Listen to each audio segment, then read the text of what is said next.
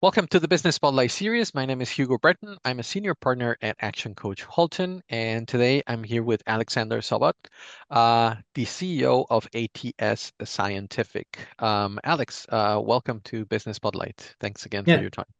thanks for having me, Hugo. Appreciate the opportunity to get on the series. Great to have you, and we look forward to hearing about your journey and running ATS Scientific.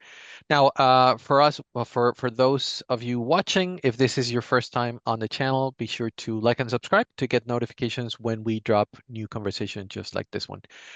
So, Alex, welcome again, and thanks for your time. So, let's get started with understanding a little bit about ATS Scientific. What do you do? Who are your clients? And Mhm. what's your role?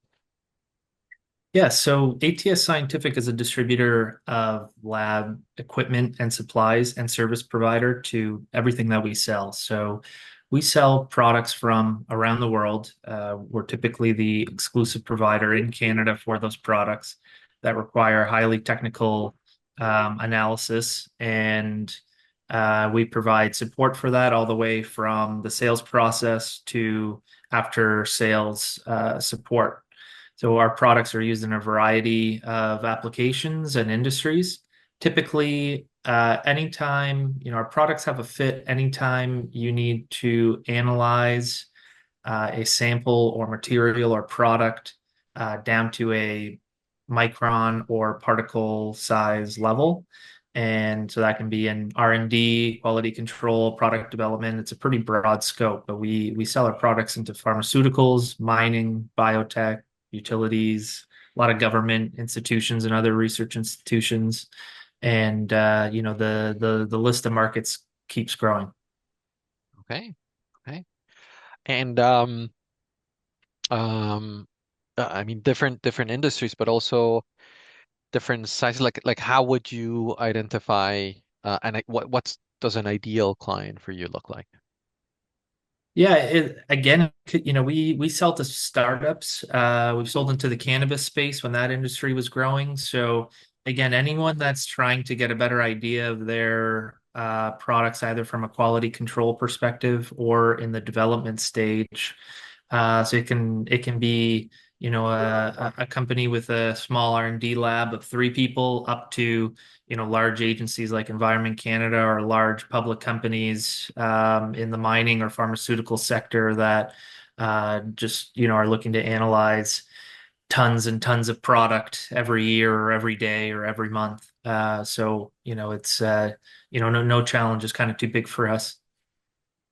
Okay. And as the CEO for the company, how would you describe your role? Um, Yeah, it's a lot about, so my background actually is not in the chemistry or physics world like many of my colleagues here are. I come from a finance background. I worked previously at a hedge fund and in private equity before acquiring with ATS and taking over with my investors. So what I try to do is bring a different perspective to the business in terms of goal setting, strategy setting. How can we break into new markets? How can we increase our share of wallet with current customers? What are different non-traditional ways to look at marketing and growth? And that's how I kind of view myself as more of a collaborative leader and helping empower our employees to take the company to the next level. And then from a day-to-day perspective, just helping things tick and trying to bridge, what we do on a service and customer service side with sales and also, of course, with logistics and operations and just trying to be the, connection and problem solver between all those departments. oh, okay. I like that idea of connector and problem solver. And maybe going a little bit deeper, but um, s- sometimes the probably the historical view of a leader is that they were coming through the ranks and they would, in many cases, know how everything was done in the Yeah. team that they were managing. But you coming from a different perspective, so how would you Mhm. say your leadership is different to, as you say, empower the entire team and make sure that they're driving forward? Yeah, it's a good point. And again, that's why it would be difficult for me to come in and tell everyone how they need to do their job and what they need to do to succeed because, I was kind of the new person at the party or the new kid on the block when we have some employees who've been with the company for decades, the industry for even longer.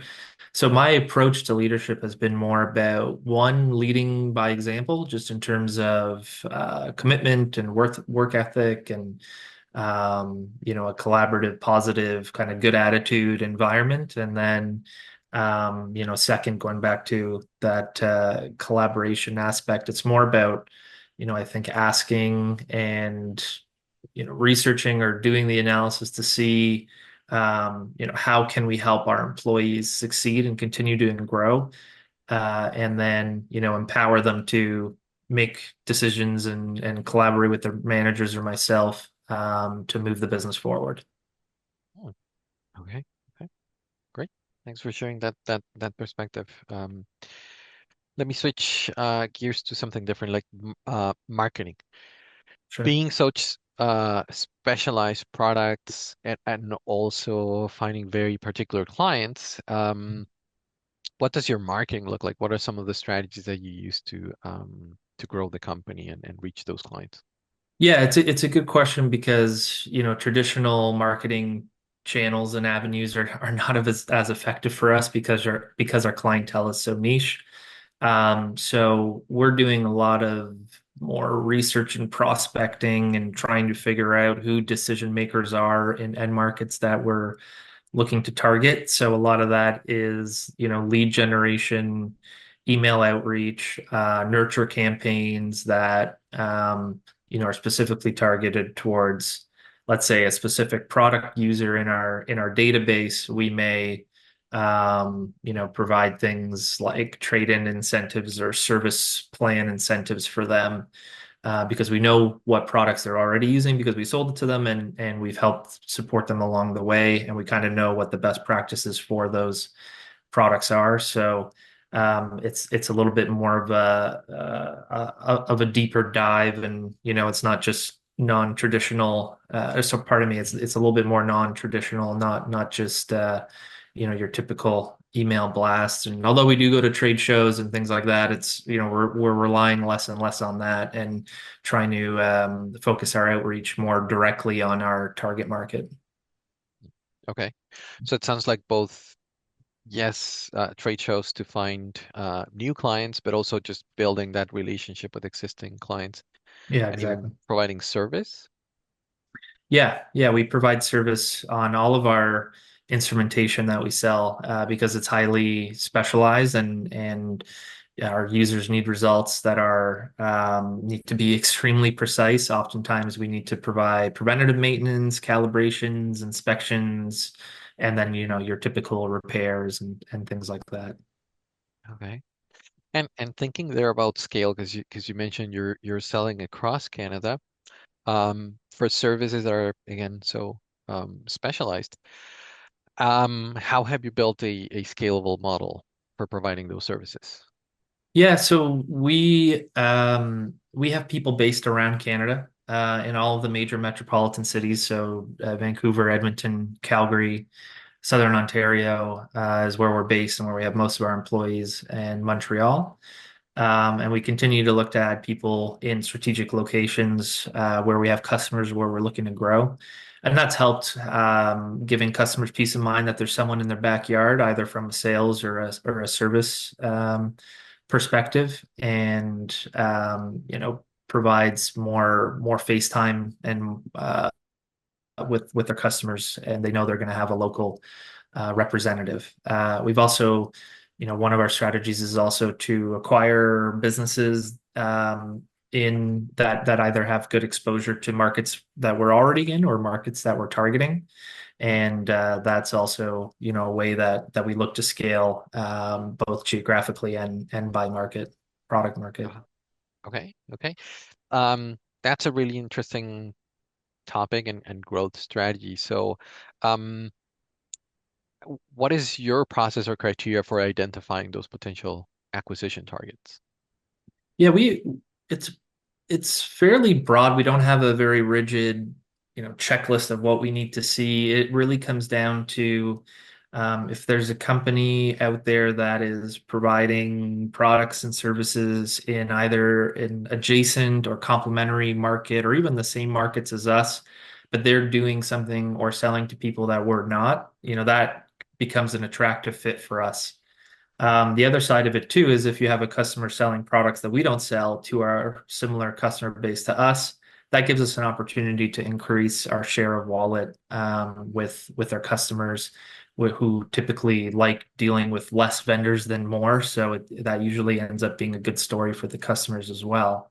So in terms of, what we're looking for, it's really anything in the, life science, laboratory equipment, supplies or services market that we believe would be a good kind of complementary piece with what ATS is currently doing. So it could be a company with 5 employees or one with 100 employees. We're pretty open to kind of everything that we think strategically fits with us.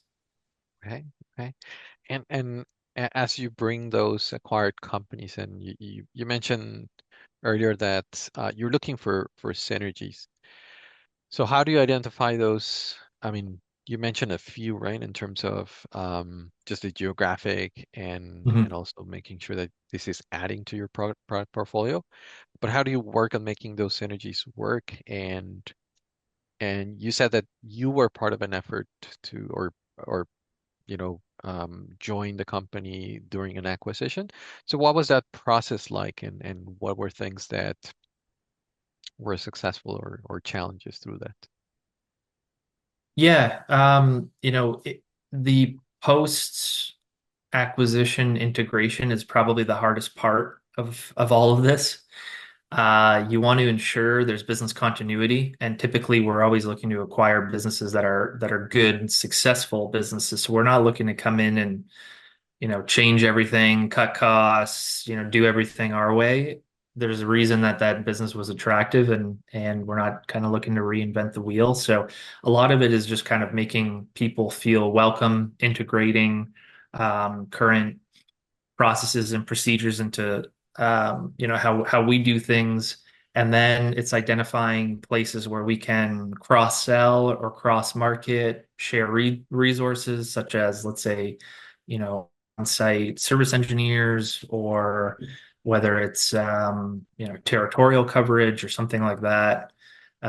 It kind of starts with ensuring there's business continuity, and you're not going to lose what made the business you acquired great in the first place. And then Mhm. second, identifying areas that the two businesses, both the company that was acquired and us, are can mutually benefit in the future. As for myself, so I acquired ATS alongside a group of investors in 2021 from a from the business owner who was the son of the founder, who was looking to move into retirement. And the rest of the family was kind of not really involved in the business, and they didn't have a business succession plan. So coming in again, it was really about establishing trust with the employees and, ensuring them, our customers, our suppliers, that, this acquisition is about us identifying a great business that we think has very strong potential for growth. And, I think that provided the comfort to everyone and confidence that, this was an exciting time and not a time to worry about your job or immense changes coming in. No one was let go in any of the acquisitions that we've done. It was, in fact, it was more about hiring and adding new products and services and people than the opposite. And it's been a strong success thus far. Mhm. Mm. And it sounds like communication was or is critical in that process. Like any advice or learning from the process in terms of communicating either internally or to clients. Yeah, I think being transparent and candid is kind of the best approach. You don't have to tell everyone everything right away, but once you know what what the solution is or what you're going to do or what the result is, then being open and transparent about it, being willing to meet with people privately and answer questions, like that goes a long way with employees and customers and suppliers. And everyone, kind of understands how these things work. It's not, M&A and acquiring businesses and competitors is kind of a general part of the business cycle. So it's not, shouldn't come as too much of a surprise to people. It just needs some explanation, a little bit of hand holding, and change can be scary for people sometimes. So just providing that confidence that this is a good thing in the long run for everyone is critical. Okay. Okay. So from 2021 to now, what would you say have been some of the biggest roadblocks for your vision of growth for the company? Yeah, I mean, obviously, acquiring a business in 2021, you're immediately kind of dealing with COVID and the implications of that. So that was, interesting because of how our business, the types of products we sell and who we sell to. We didn't deal with any sort of decline in demand or anything like that, luckily. But there are, of course, operation interruptions in your operations and people having to work from home and being careful about who comes in the building and that type of thing. So that was really the first obstacle or roadblock. And then, when we acquired one of our larger competitors, Folio Instruments, integrating that business as well, is it can be a long process and to make sure you kind of do everything like I was describing earlier. It doesn't just happen overnight. It's a lot of planning and communication and making people comfortable and dealing with different aspects of the business. So that was probably the other I guess I wouldn't necessarily call it an obstacle, but the other large kind of hurdle to overcome thus far in the first 3 years of owning this business and running it. Mhm. Okay. Okay. Now, let, let's um, let's look forward. What's your vision of where the business will be in 3 to 5 years? Yeah, so since we've acquired this business and since I took over, been pretty steadfast in wanting to be the largest independent Canadian provider of lab equipment and supplies. And we are getting there slowly. We're not quite there, but by in the next 3 to 5 years, I hope to have that moniker beside our name. And we'd like to enter into some new markets and add additional products to our portfolio, and hope to continue to be a trusted provider of scientific equipment and services in Canada. Mm. Okay.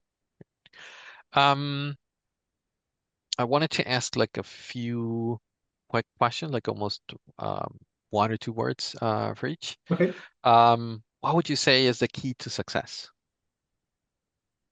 I think leading by example, um, and if you don't, don't expect your employees to just do what they're told, actually kind of show them the way, and I think leading by example can go a long way. Okay, great. Other than some of the conversation we've already had, like any advice to business owners? Yeah, I'd say be open to risk and change. There's a lot of the great business stories out there, not just in the world, but in Southern Ontario. The genesis of it was someone willing to take a risk and do something new or different. And every time I've kind of done that, obviously, it needs to be a calculated risk with good background research, and the reward's good enough to compensate for the risk. But generally that's been when we've kind of taken that plunge, we've been able to get the reward and growth out of that. Okay. Okay. Any resource or book that you would recommend for business owners?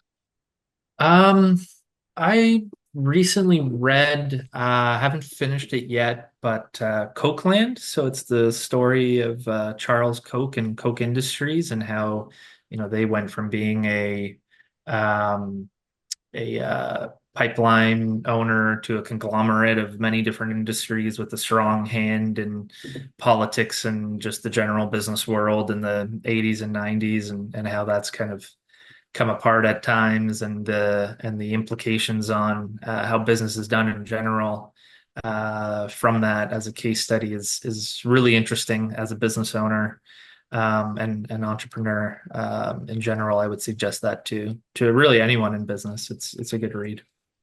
Okay. Great.